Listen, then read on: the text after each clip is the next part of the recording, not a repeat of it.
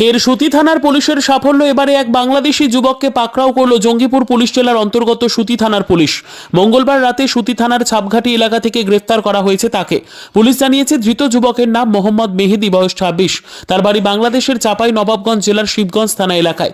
কি উদ্দেশ্যে এবং কিভাবে বর্ডার পেরিয়ে বাংলাদেশি যুবক ভারতে প্রবেশ করেছিল তার তদন্ত শুরু করেছে পুলিশ। আজ বুধবার ধৃত বাংলাদেশি যুবককে জঙ্গিপুর মহকুমা আদালতে পাঠানো হয় সুতি থানা পুলিশের পক্ষ থেকে।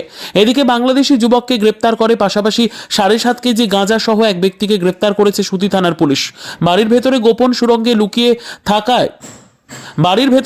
সুড়ঙ্গে লুকিয়ে এলাকায় গাঁজার ব্যবসা চালাচ্ছিলেন ওই ব্যক্তি। মঙ্গলবার রাতে গোপন সূত্রে খবর পেয়ে সুতি থানার ইসলামপুর মধ্যপাড়া এলাকায় হানা দিয়ে 7.5 কেজি গাঁজা সহ তাকে গ্রেপ্তার করা হয় পুলিশের পক্ষ থেকে। ধৃতের নাম তৈবুর বিশ্বাস। কতদিন ধরে গাঁজা কারবারের সঙ্গে যুক্ত ছিলেন ওই ব্যক্তি তার তদন্ত করে দেখছে সুতি থানার পুলিশ। বুধবার তৈবুর বিশ্বাসকেও আদালতে পাঠানো হয়।